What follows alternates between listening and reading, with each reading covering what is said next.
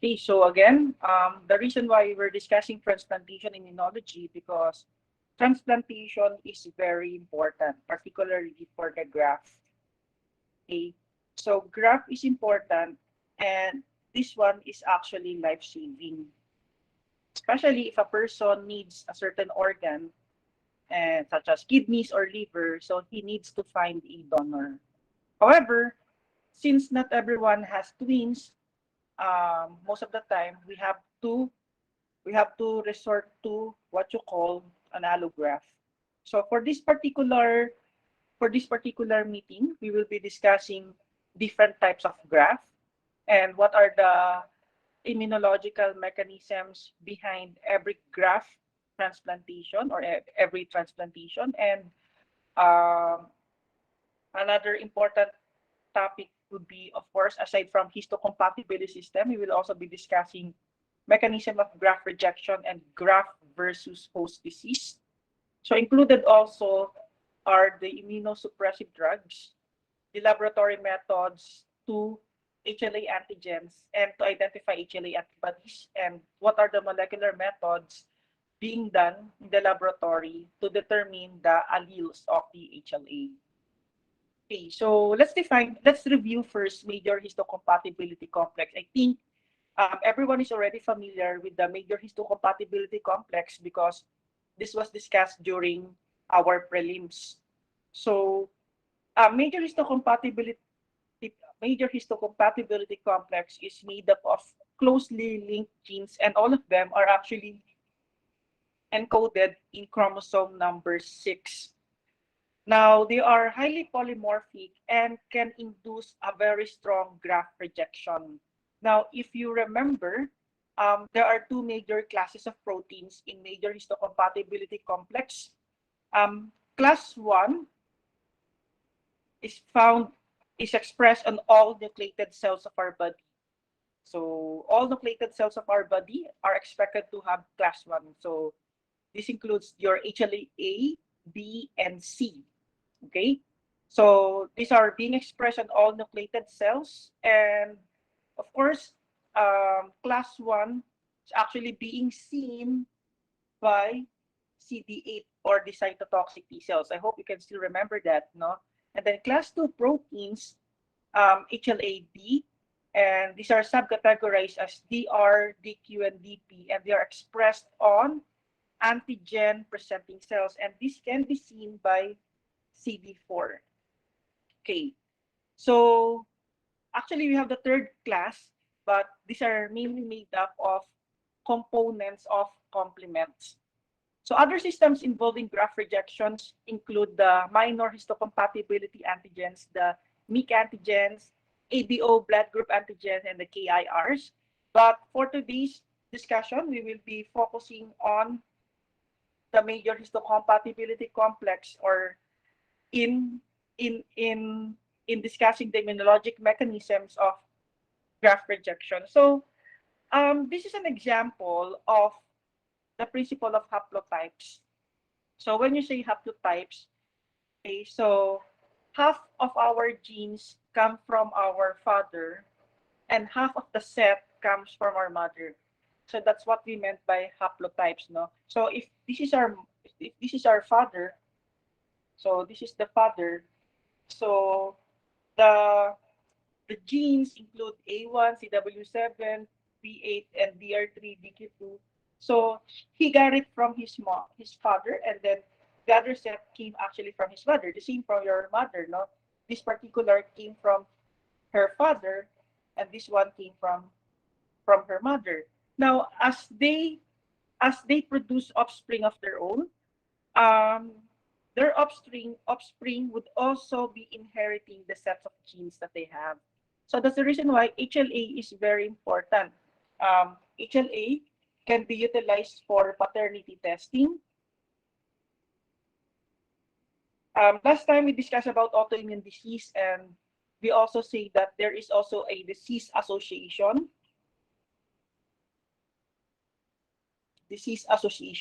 and another important thing is for transplantation. So HLA is actually being used also in transplantation. Okay, so in evaluating the compatibility of a certain donor to a certain recipient, HLA typing is very important. Okay, so take note that we usually have 6 sets. Okay, and each set would come from our mom and from our father. Okay, so I have here I have here an example of the quiz that we usually had before. So there's a problem here. CAL, a 38-year-old female requires a kidney graft.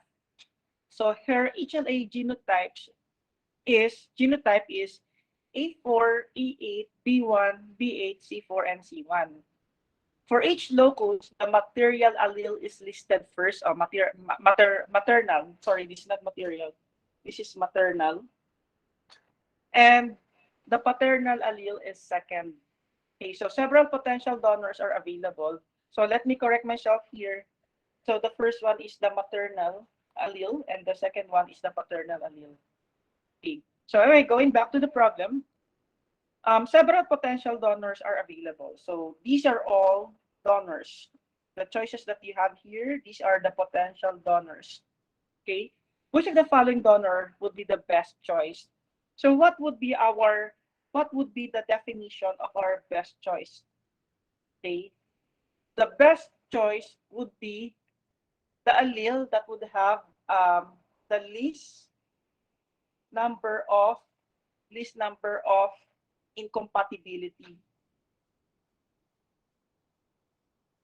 So we have to look for something that has the donor that would have the least number of incompatibility. So for example, this is the allele of the recipient. So this is the recipient. So you check, no? A8 is present, A4 is present, B24 is not present, B8 is present, it's here, C4 is present, C1 is present. Okay, so for this particular donor, this donor got 5 out of 6. Okay, now for the second donor, A3 is not present, A6 is not present, B27 is not present, B8 is present, C1 is present. So 3 out of 6. So for letter C, A8 is present, A6 is not present, B44 is not present, B8 is present, C4 and C1. So it's 4 out of 6. And then for donor number 4, A6 is not present, A27 is not present, B1 is present, B8 is present. And then C4 is present, C2 is not. So it's same thing, 3 over 6. And for last donor, A3 is not present, E8 is present, B1 is present, B27 is not present, C9 is not present, so C4, so 3 over 6. Therefore, we say that donor number 1 is the best choice. Donor number 1 is the best choice because donor number 1 would only have one allele incompatibility. Therefore, donor number 1 is considered to be as the best choice as potential blood donor. However, what would you notice? It is not 100% it's not 100% compatibility. So there is one allele that would be considered to be as an alloantigen. Remember the term alloantigen. Okay? So when you say alloantigen, it is the antigen that comes from the allograft. So this particular alloantigen can still cause rejection. So later on, we will be discussing how are we going to prevent this kind of rejection. Okay, so and how do our immune system, how, how do our immune systems recognize that allo antigen? So there are actually two mechanisms. So there could be a direct recognition and there is also an indirect recognition. So there's still a possibility of alloantigen because it is not 100% compatible. So that's what we're going to discuss later on. Okay, so moving on, these are the classification of graft. Okay, so we have the autograft. So tissue transfer in the same individuals. That is an autograft. This one is considered to be as the safest. The possibility of graft rejection is remote. So an example is the saphenous vein in cardiac bypass. Okay. Syngenic graft or isograft, transfer of cells or tissues to a genetically identical individual. So transplant between identical twins. Okay. So allograft is the graft between genetically non-identical individuals of the same species. So this one is the most common graft that being done. Okay, so this one is the most common because not everyone would have twins. Okay, so not everyone would have twins, and since not everyone would have twins, most of the time we are resorting to this kind of graft. Okay, so xenograft is the transplant between members of different species. Now, remember during prelims, I reported to you that there is there's a case of a xenograft. Remember, xenograft in the US from pig's heart. You know what happened to that patient? The first pig to human transplant. If you remember my lecture, this was published in Nature. This was published in Nature. So if I can, in this happened in Baltimore, in Maryland, and they used CRISPR-Cas9 in giving that heart, the pig's heart. So if you remember, it was David Bennett. But just recently, David Bennett died. So let me search an article on that to share to you. Ayan. So David Bennett died last March 9. So if I will be reading the article from the New York Times,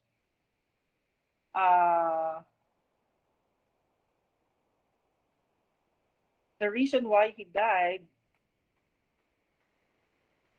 at first, the transplant was initially deemed successful. It is still considered as a significant step forward because the pig's heart was not immediately rejected and continued to function well for over a month. And it has even passed the critical milestone for transplant patients. But eventually, he still died. Okay, so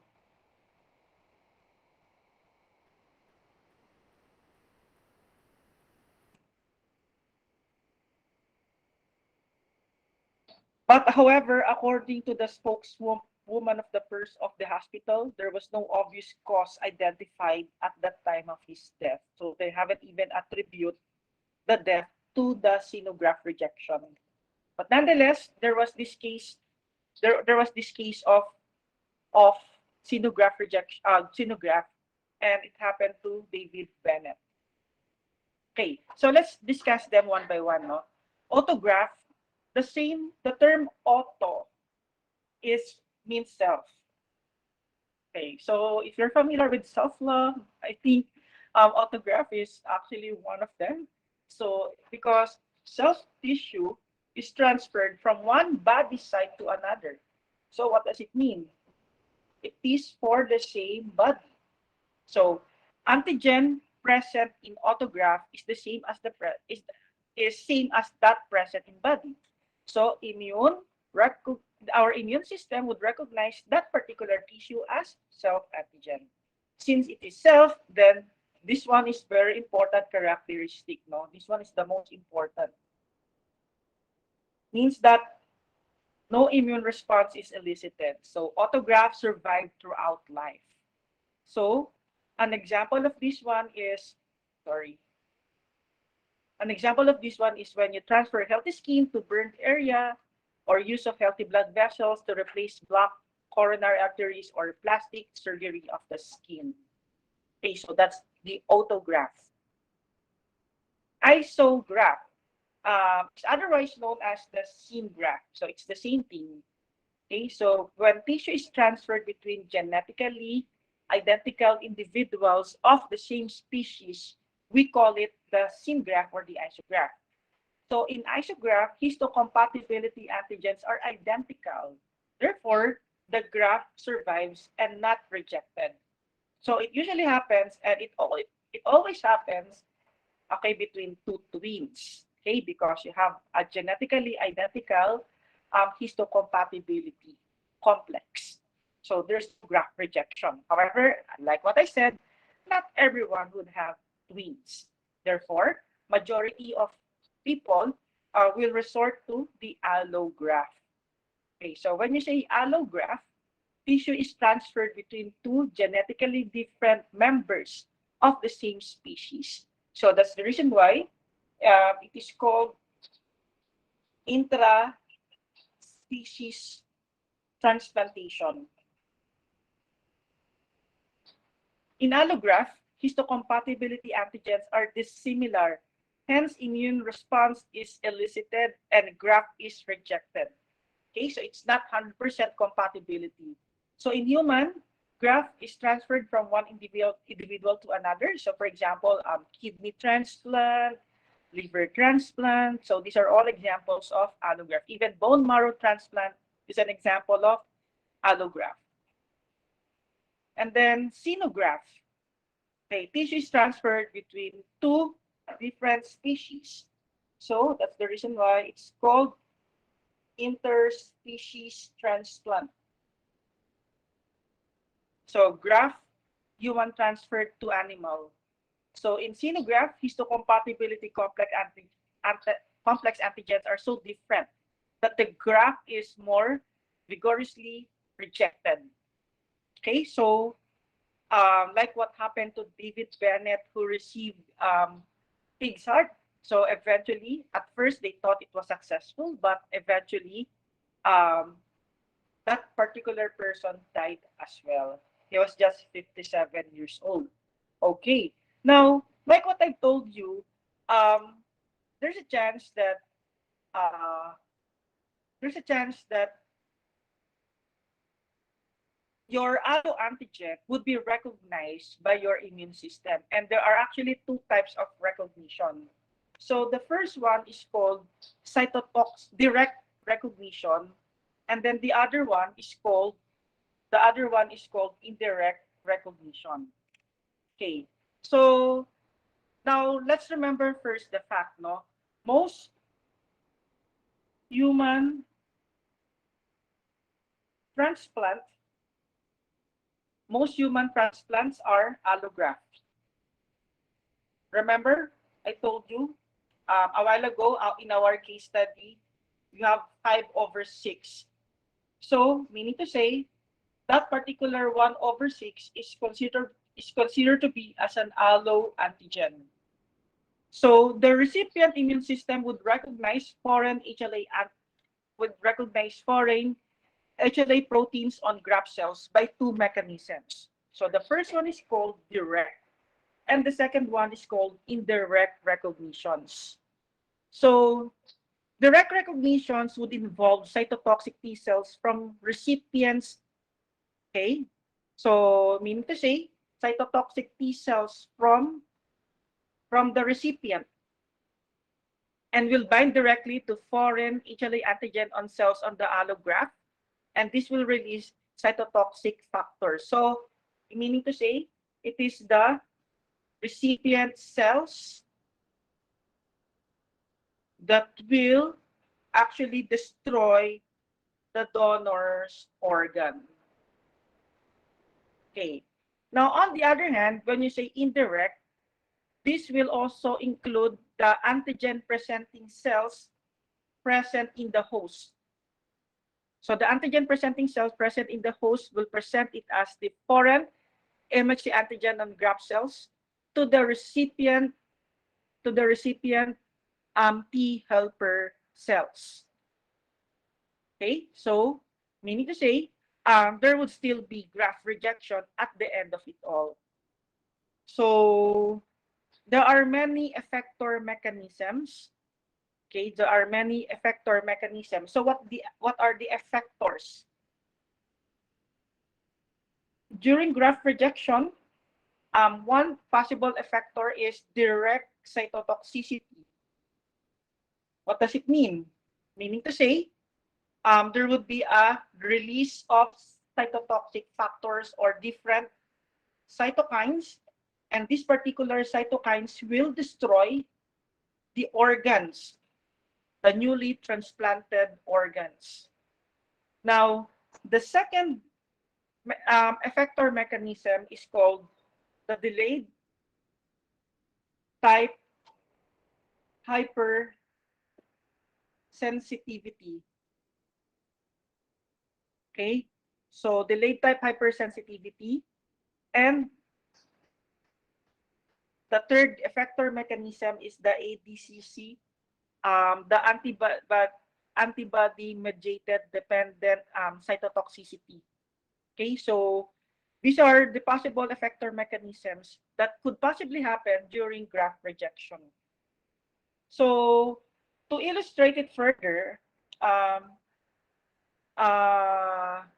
here's an example of the direct recognition. The host cytotoxic T cell will produce enzymes or cytokines that will directly destroy the graft cell. So what will happen? There would be apoptosis. Indirect will involve antigen presenting cells of the host, and then it will present these are the cells, no, the graft, the cells from the donors. The cells from the donors. The cells of the donors will be presented to the T helper cells, and T helper cells will release cytokines that will destroy the donor or the organ. In other words, take note of this one, direct recognition will involve CD8 or the cytotoxic T cells. Indirect recognition will involve CD4 or the T helper cells. So this one is CD8, and then this one is CD4. Direct recognition, therefore, would mostly involve MHC class 1, and this one would mostly involve MHC class 2. Okay, so that is the direct versus the indirect allo recognition. Now, take note that alloantigens elicit both the cell-mediated and humoral immune response. Okay, so recognition of transplanted cells that are self or foreign is determined by the polymorphic genes that are inherited from both parents and are expressed codominantly. So this is what you call the haplotypes. So if they are codominant, so meaning to say, if they are codominant, if you can still remember your lessons in genetics, when you say codominance, there's no recessive genes, and both of them, both the maternal and paternal, both the maternal and paternal genes are expressed. Okay, so that's what we meant by codominant. Okay, so if you will be looking at the genetics of graft rejection as illustrated here, um, all of these, let's compare first donor of strain A and strain B. Okay. So this is the donor is has the MHCA. This one is the B. So the recipient strain received the same one, the same because they are compatible. So therefore, there is no graft rejection. However, in the donor strain B and the mouse has strain A, then there would be graft rejection. Okay. Now, for this particular donor, the recipient has strain AXB. So it's actually a combination. Okay. But the mouse is the MHCB. So somehow it will not completely reject the graft. So it says here, graft from inbred parental strain is not rejected by the F1 hybrid. F1 is the first generation hybrid because this particular mouse has a hybrid. So if you can see, no, the combination of AXB. So meaning to say, the genes may not be 100% similar, but it's a hybrid of both strain A and strain B. Therefore, if you will be giving him something, or if you will be giving this mouse something that, what happened? If you'll be giving the mouse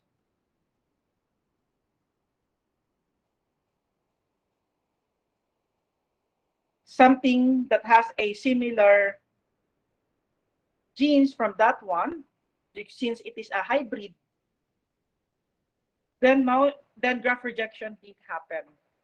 Now, what if it's the other way around? If it's the other way around, the recipient is A, but you give him a hybrid gene, but still there would be a graft rejection.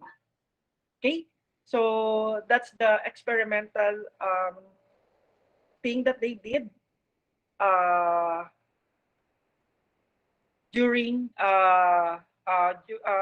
in studying graft rejections in animals. So allograft rejection display of specificity and memory. So these are some of the important facts. Rate of allograft rejection varies according to the tissue involved, meaning to say, depends on the characteristics and complexity of a certain organ. So let's say, for example, skin grafts are rejected faster than the other tissues, such as the kidney or the heart. So take note, with David Bennett, it took him several months before he finally died. Okay, if inbred mouse of strain A is grafted with skin from strain B, primary graft rejection occurs. So it's called the first set of rejection. This one is the first set of rejection. When strain A is grafted with skin from strain B, secondary graft rejection occurs, and that is called the secondary set rejection. Okay, so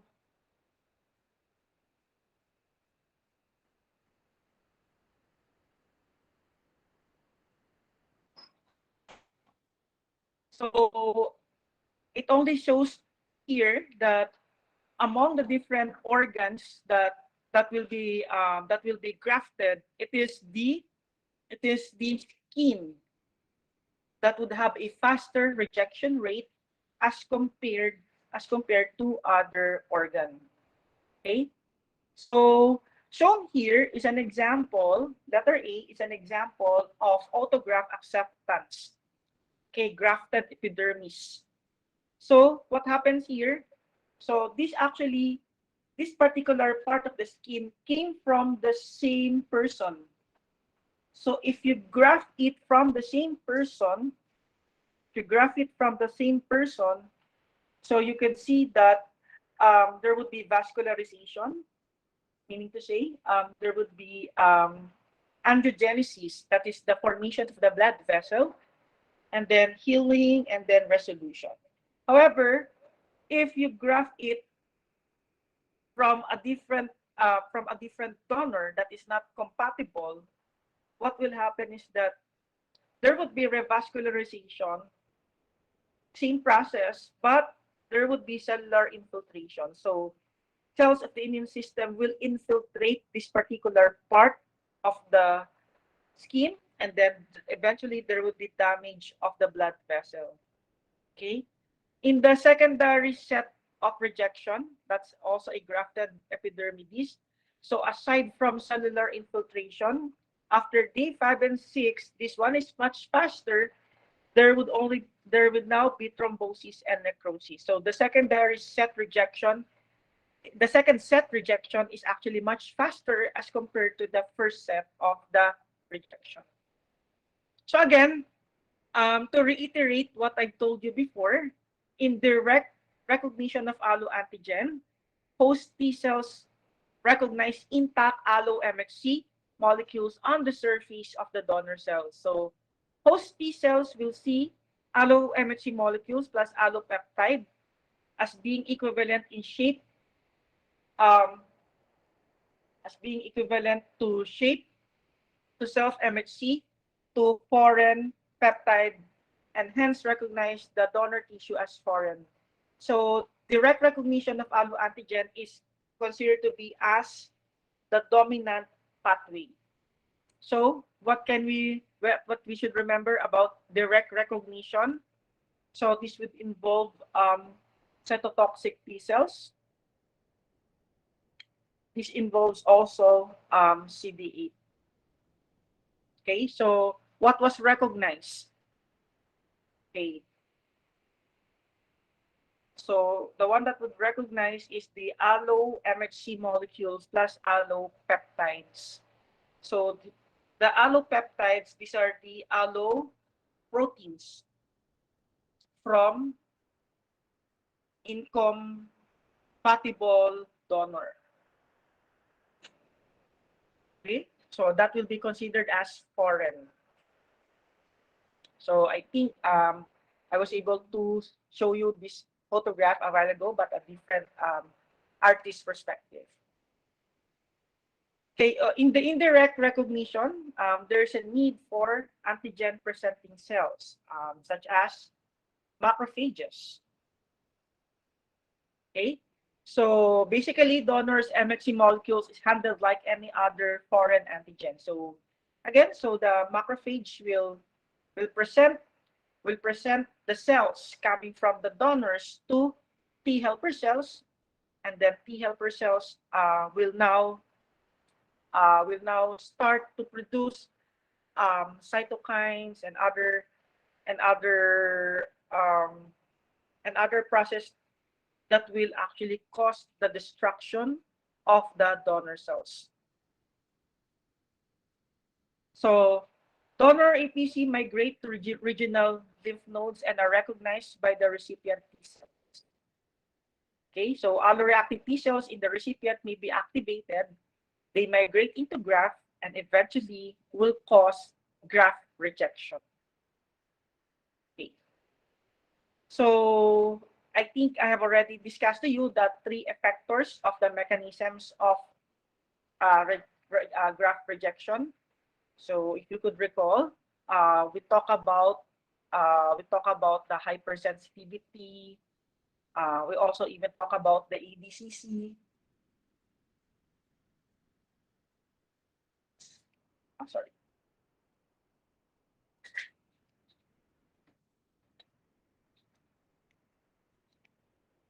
We talk about the direct cytotoxicity. We talk about delayed type hypersensitivity and the ADCC. Okay. Now, after it was recognized as foreign, then the next thing that will happen is rejection. And there are actually 3 types of rejection. So we call it the hyperacute rejection. And then the second one is the acute rejection. And the third one is the chronic rejection. So let's talk about first the hyperacute rejection. So it occurs minutes to hours after the transplant. So that's why it's super fast. it is due to the preformed antibodies to ABO, HLA, endothelial cells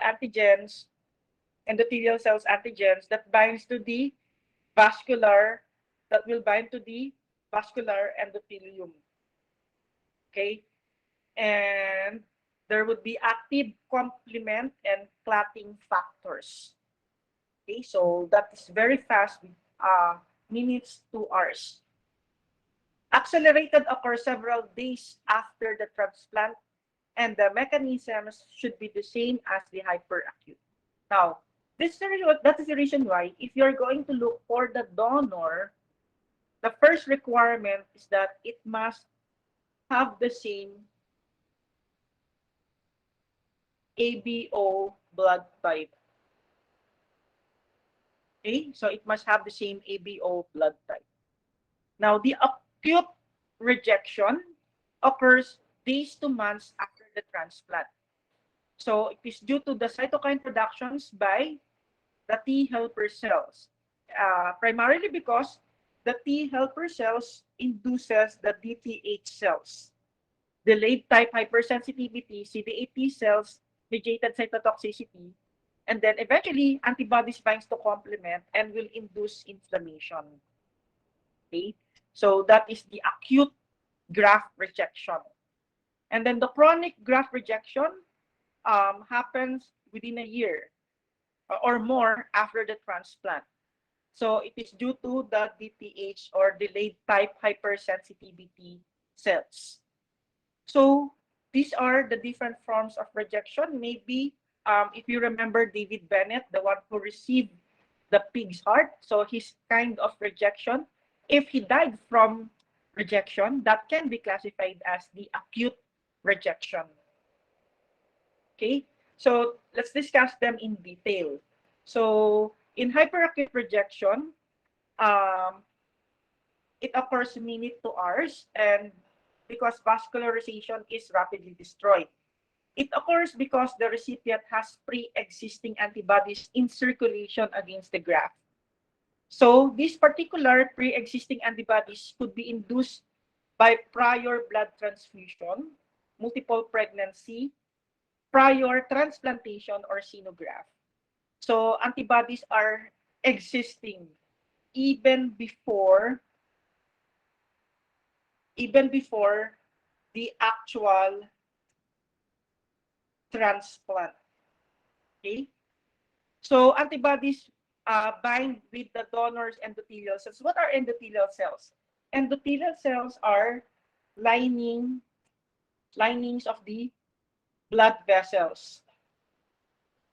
So meaning to say, if antibodies will bind at the donor's endothelial cells, this probably could result to a vasculitis. So there would be inflammation of the blood vessels and destruction eventually. So the antigen-antibody complex activate the complement system. So there would be massive thrombosis in the capillaries, which prevents vascularization of the graft.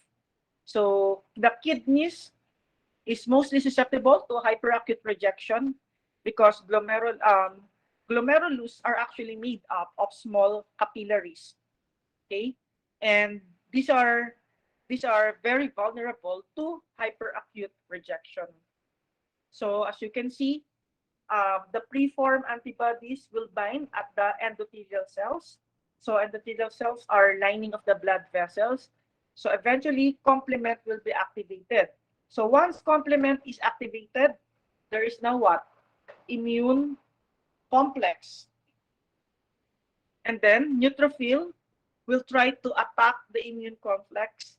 There will be inflammation and thrombosis formation.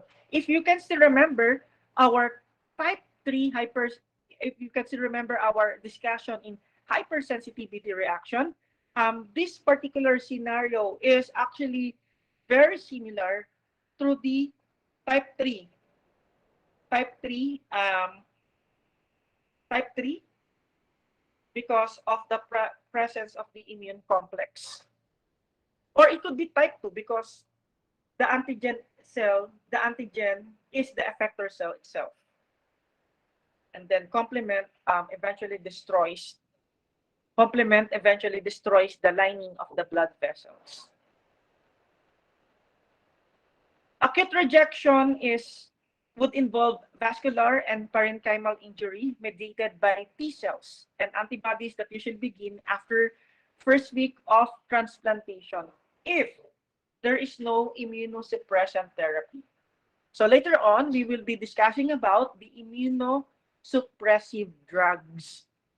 So the immunosuppressive drugs are being given to transplant patients, and the purpose is to suppress the possibility of acute rejection. However, the downside of giving immunosuppressive drugs that patients could be what? Patients could be immunocompromised. Meaning to say, those patients who are receiving immunosuppressant therapy would be prone to have opportunistic infections because their immune systems are literally depressed because of the immunosuppressive drugs that are being given to them. But it's actually essential to prevent acute rejection, particularly if the transplanted kidneys are not 100% compatible. So antibodies from after the transplant may also contribute to vascular injury. Okay, so as you can see in the illustration, there is already the parenchymal cells are injured, and eventually there is a vascular injury. Okay, so let's talk about chronic rejection, and it occurs mostly in solid organs, such as in heart, kidneys, lungs, and liver. So it is characterized by fibrosis, meaning to say, these particular solid organs are being infiltrated by fibrous connective tissue and vascular abnormalities with loss of graft function over a prolonged period.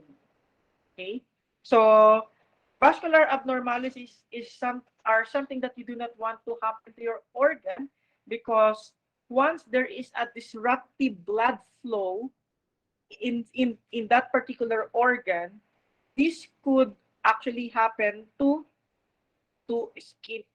This can actually result to ischemia, and eventually there will be necrosis of that particular organ. So it's something that you do not want to happen.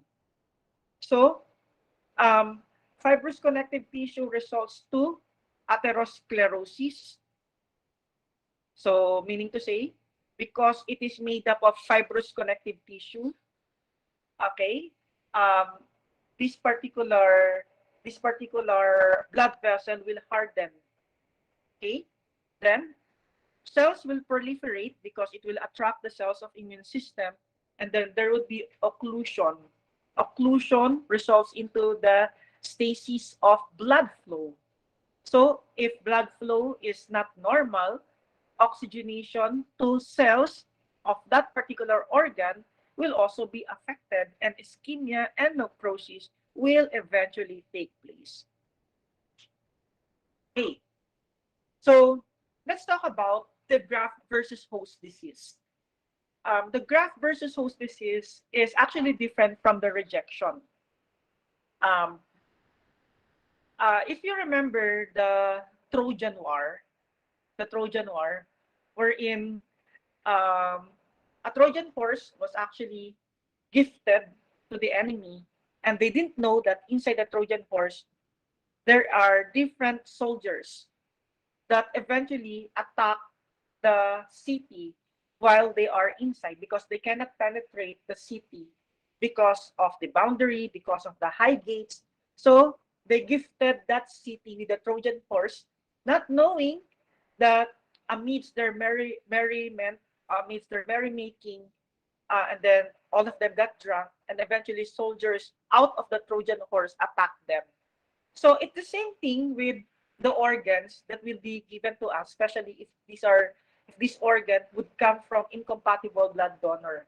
So we receive an organ, and as we receive those organs would also have lymphocytes, would also have cells of the immune system, particularly lymphocytes, And then these lymphocytes inside that organ will attack our own cells. So this is what you call graft versus host disease. So lymphoid cells in graft will mount immune response against recipient's histocompatibility antigen. So we are being given an organ, not knowing that inside that organ there are enemies, and these enemies are the lymphoid cells of the donor. So it is caused by the immune response of T cells in donor hematopoietic stem cell, lung, or even liver transplant. Okay? So this involves massive cytokine release, inflammation, and destruction of tissues such as the skin and the gastrointestinal tract. So it occurs 100 days or more after the transplant. So we didn't know that the organ that we are receiving might probably have lymphoid cells that can eventually attack our own cells. So basically, that's the graft versus host disease. So in some instance, this graft tissue will elicit an immune response against the host antigen, and the immune response is called graft versus host reaction or graft versus host disease. So what's the implication? The graft versus host reaction will bring damage to our host cells and to the host itself. Meaning to say, when grafted tissue has mature T cells, they will attack host tissues, leading to the so-called graft versus host reaction or graft versus host disease.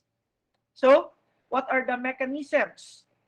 First, graft lymphocytes will aggregate in the host lymphoid organ. So, the lymphocytes coming from the donor would aggregate in the host lymphoid organ. So, when you say host lymphoid organs, these are the recipient's organ. And then the graft lymphocytes are stimulated by the host lymphocyte. So stimulated lymphocytes of graft will eventually produce lymphokines. And then the lymphokines will activate the host T cells, which produce polyclonal B cell activation. And then this activated T cell will react with self-antigen and will cause damage to our own host cell. So imagine, no, the mechanism is that our own B cell will eventually cause destruction to the host cell. So what are the symptoms of having graft versus host reaction? So you can have a skin rash, emaciation, or you become thin, retarded growth, diarrhea, hepatomegaly, splenomegaly, increase in bilirubin production, bile ducts are eventually damaged, and even anemia. Okay? So, yan. So, I have here the illustration of the different possible organ. Now, very interesting that cornea from a cadaver, uh, if you receive cornea from the cadaver, you do not need immunosuppressive drugs because corneal transplant or the cornea is not being seen by the immune system. Okay? Uh, Lung is also possible, particularly from brain dead donor. So this procedure has been recently developed. Heart from brain dead donor is also possible, but we all just few months ago we received that heart came from the pygmy, from pygmy, from the pigs, pygmy today, from the pig's heart, um, a xenograft transplant to David Bennett, but eventually David Bennett died. And then liver from the cadaver would involve surgical implantation complex.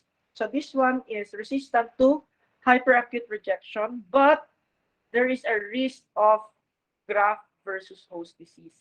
Skin, majority of the skin transplant is autologous. Then there's also what you call temporary graft of non-viable tissue. So allogenic grafts are rare and require immunosuppression. So the most common graft is the autologous graft. Blood, this one is very common. So blood transfusion.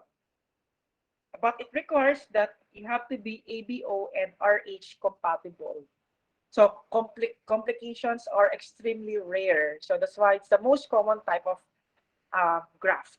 Pancreas can also be done from a cadaver. So particularly if a person would need the islet cells, because the islet cells are the ones that can produce insulin, particularly needed by people who are in advanced diabetic stage. Kidneys can be transplanted from live donor or cadaver. Why live donor is a possibility? Because we have a pair of kidney and we only need one to function normally, provided that you're healthy. Okay. So, but doesn't mean that you can just give your kidneys right away. Okay. Unless it's needed by your loved ones. And then bone marrow can be done also from a living donor through needle aspiration. So it is implanted by intravenous injection. So it's also need that you have to give it to someone who's ABO and HLA match. Okay, so the next part of the lesson here is how do we prevent graft rejection? So we can prevent graft rejection. First, you need to know that the recipient and the donor should be blood type match. So blood grouping is important. And then we do cytotoxic antibody testing, tissue matching, and as what I've told you, to prevent hyperacute rejection, immunosuppressive drugs can be given to the donor, to the recipients, not donor. Okay? So these are azathioprine, cyclosporine, rapamycin, and corticosteroids. So the problem is that it will make the donor immunocompromised. Okay, so these are the mechanisms of actions of these different drugs. Cyclosporine FK506 will block T cell cytokine production by inhibiting the activation of the NFAT transcriptor factor. Okay, so there won't be any cytokine production. And then mycophenolate mofetil will block lymphocyte proliferation by inhibiting guanine nucleotide synthesis in lymphocytes. Rapamycin will block lymphocytes proliferation by inhibiting interleukin-2 signaling. Corticosteroid will reduce inflammation by inhibiting macrophage cytokine secretion. Anti-CD3 monoclonal antibody will deplete T cells by binding to CD3 and promoting phagocytosis or complement-mediated lysis. So this one is specifically being used to treat acute rejection. Anti-interleukin-2 receptor antibody will inhibit T cell proliferation by blocking the interleukin-2 binding. It may also opsonize and help eliminate activated interleukin-2R expressing T cells. The CTLA-4 Ig will inhibit T cell activation by blocking the B7 co-stimulator binding to T cell CD28. This will use to induce tolerance, but this particular drug at the time of this publication is still in experimental stage. And then the anti-CD40 ligand will inhibit macrophage and endothelial activation by blocking the T cell CD40 ligand binding to macrophage CD40. So this one is still in experimental stage. So what's the common denominator of these drugs? These drugs will make you immunocompromised and you'll be vulnerable to opportunistic infections. But somehow it will save that particular life-saving organ transplant. Okay? So, in summary, corticosteroids are anti-inflammatory. The anti-metabolites will interfere with lymphocyte maturation and deletion. So you do not want your own lymphocytes to mature. Calcineurin inhibitors will block cytokine synthesis in T cells. Monoclonal antibodies such as the anti-CD3 monoclonal antibodies will interfere with T cell or B cell function by binding to lymphocyte surface molecule. While polyclonal antibodies that were derived from the animals against human cells, okay, that deplete thymocytes or lymphocytes. So again, as much as possible, you do not want to drink these drugs. You do not want to take these drugs because these drugs will surely make your immune system compromised. Okay, so now let's talk about the HLA typing. Why is it important? HLA typing is important, okay, to reduce the chances of graft rejection. So, an identification of HLA antigens or genes in transplant candidate or donor is a very crucial stage. Because if you remember the case studies before, you choose among the best donor. And the best donor is the one that would have the least incompatible HLA antigen between the donor and the recipient. So how do we do HLA typing? We can actually do it by means of CDC or the complement-dependent cytotoxicity. So in this particular method, HLA antigen is identified by the reactivity in the panel of antisera. Okay, so this one. So what's the principle? The principle is that the test is performed in micro titer plate. So there's a micro titer plate, and each well, this one is well, and each well will contain different antibodies. So these are the different antibodies to specific HLA antigen. So separate microtiter plates are used to type transplant candidate and each of the potential donors. So one plate for one donor, okay, one plate uh, for another donor. So peripheral blood mononuclear cells are used to type HLA class 1 antigen. So we are determining here HLA class 1 antigens, and purified B cells are used to type the HLA class 2 antigens. Okay, so again, the blood mononuclear, cells, or the blood mononuclear cells are otherwise known as monocytes, will type HLA class 1 antigens, whereas the purified B cells will type HLA class 2 antigens. Okay. And then, after you type them, you will be scoring them. So there is a scoring system. There will be a scoring system in the CDC. Okay, so this particular scoring system was actually adopted, or was actually promulgated, promoted by American Society for Histocompatibility and Genetics. So there is such an organization. Okay, so they score it as 1, okay, 2, 3, and 4. Okay, so what does it mean? So, when you say if your score is 1, it means that there is a 0 to 10% cell death. So 0 to 10% cell death, 0 to 10% cell death, that is actually negative. Okay? And then, I'm sorry, it's not 1, 2, 3, 4. The second score is 4. So when you say 4, it's 21 to 50% cell death. So this one is considered to be as weakly positive. And another score in CDC is 8. So when you say 8, it is 81 to 100% cell death. So this one is strongly positive. So of course, you do not want to choose donors with many 8 scores.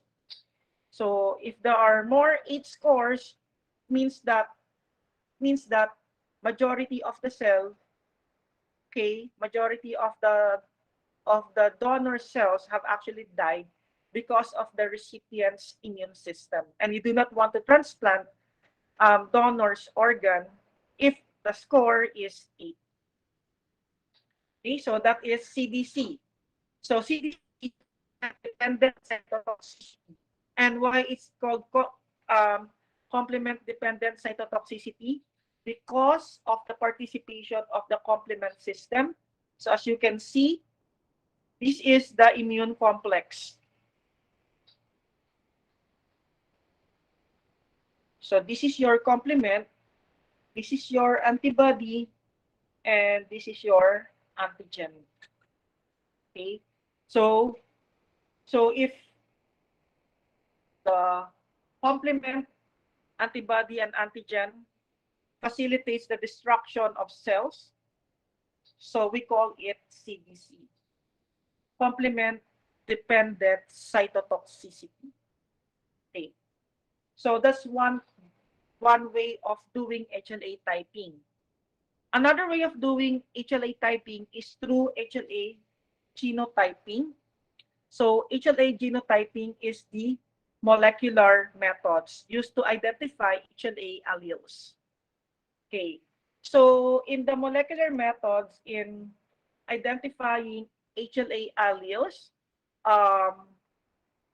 there are several methods that we can actually use, but it has several advantages.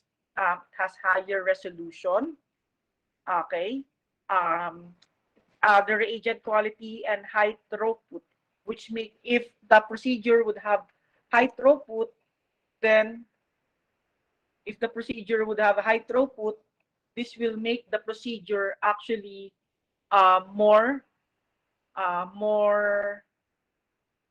efficient. Okay, so there are several molecular methods that we can possibly use. If you're familiar with PCR, the special type of PCR that we can use for HLA genotyping. So let's say, for example, we have the PCR SSP, which stands for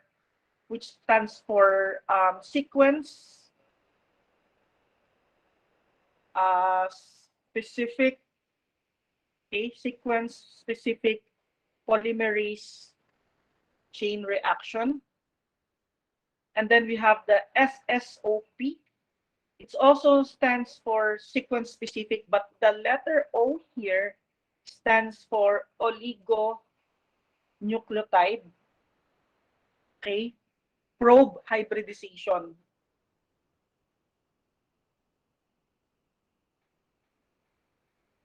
And then we have the SBT, sequence base typing. Okay, so in HLA genotyping, the advantage is that we can actually determine the HLA allele. Okay, and the HLA allele is defined. Okay, so this is the HLA allele. Okay, so in HLA allele, you can determine the locus. The locus is the actual location, no? So, di ba, is it HLA A, B, or C? Now, the one that you can see here, the O3,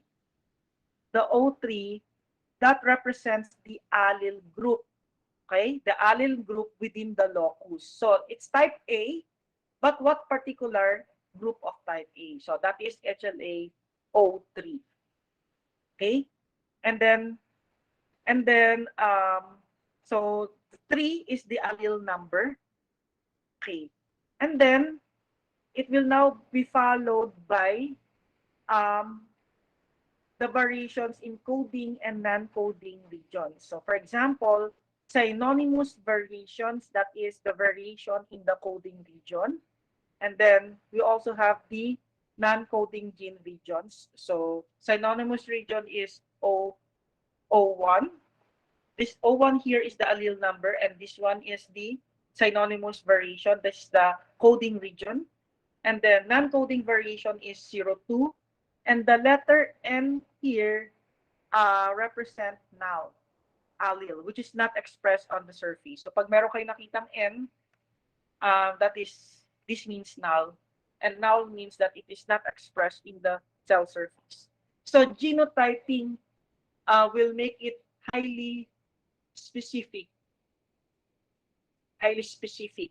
If you remember the case study that we had at the start of the lecture, so we actually determined, let's go back at the start of the lecture, several slides ago. And so these are all products.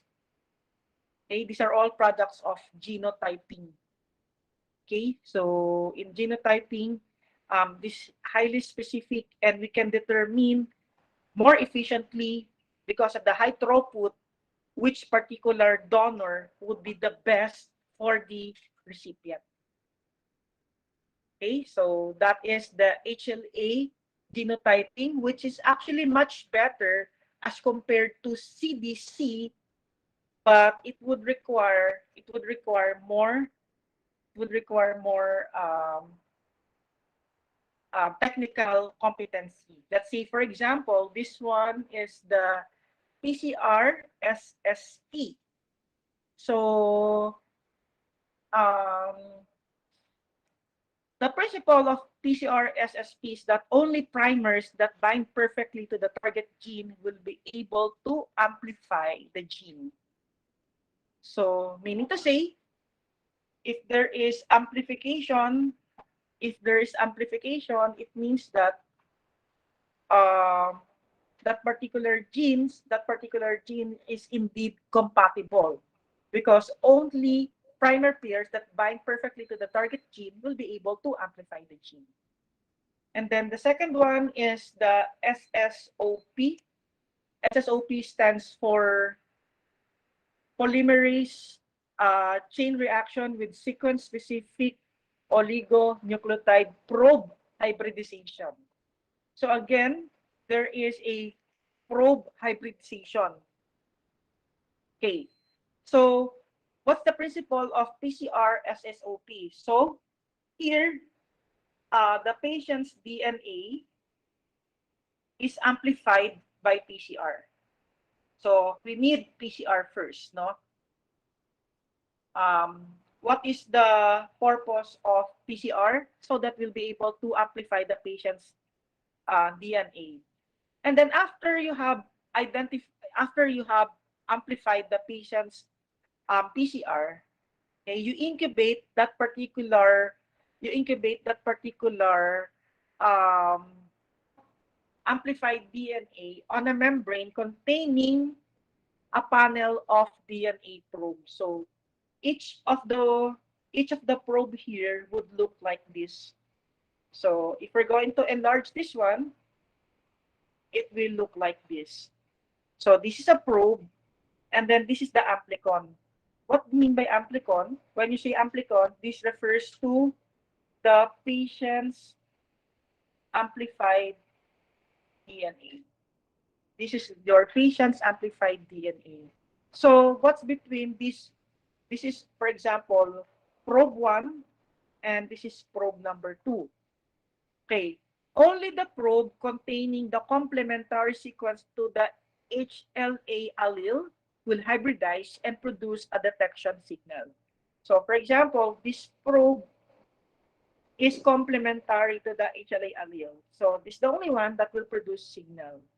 But since this one is not complementary to the patient's DNA, then there won't be any signal at all.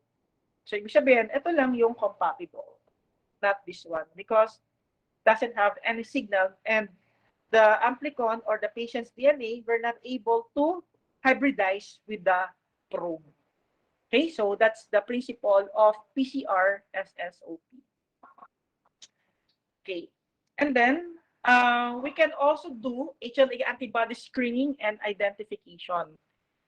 HLA antibodies may develop in response to multiple blood transfusion, prior organ transplant, and paternally derived fetal antigens by pregnant women. Meaning to say, yung mga babae na to could be multiparous, ibig sabihin, maraming beses na silang nanganak, They have given birth several times already, and they have acquired paternally derived fetal antigens. Why are these important? If you remember our previous discussion or our previous slides, this can be considered as preformed antibodies. These preformed antibodies are actually implicated in hyperacute graft rejection. So that's the reason why HLA antibody screening and identification is very important.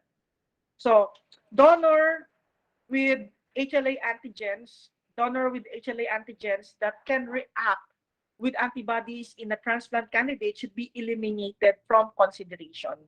So if the donors became positive with HLA antibody screening, do not accept that donor anymore, because the organ of the donor will be rejected within minutes up to several hours on the same day of organ transplant. Okay? Because of the presence of the preformed antibodies of the recipients against the donor. Okay? So, how do we test for HLA antibodies? So we can do HLA typing by the CDC method, like the one that I've discussed before a while ago. So here, patient serum is incubated with panel of lymphocytes, and anti-human IgG can increase the sensitivity of the test. And then we will be reporting the percent PRA. Okay, PRA is the percent panel reactive antibody. What does it mean? So actually, the percent PRA will determine the proportion of lymphocytes in the CDC that are killed by the patient serum. So number of killed lymphocytes over the total number of lymphocytes. That's the reason why a while ago we have a grade of 1, 4, and 8. Remember? 1, 4, and 8. So that's the total number that's the scoring that we are using in the CDC. And then ELISA and flow cytometry, these are alternatives to CDC in screening and identification of HLA antibodies. But I think flow cytometry is very practical way of screening for HLA antibodies. All you need to do is to use the proper fluorescent marker for a particular HLA antibodies that you need to screen. And then cross-matching is also a requirement. So why? Because a suitable donor is identified for a transplant candidate. So a donor-recipient CDC test is done to confirm the absence of donor-specific antibody. So that's why cross-matching is actually being done as well. So a while ago, I told you about flow cytometry. Okay, so flow cytometry may be done, and it's very efficient. So for example, these are the different HLA antigen. So for example, A3, A7, and A11. How do you know? How would you know if your patient has anti-HLA 11? So you need to use anti-IgG that is labeled with FITC. FITC stands for fluorescent isothiocyanate. This one will fluoresce and will be detected in flow cytometry. So if the patient has antibodies, then it will detected in the histogram during flow cytometry. So this one is very fast and very efficient and much cheaper way of screening for HLA antibodies. Okay, so there you have it. So that's the end of our discussion in graft rejection or transplantation immunology.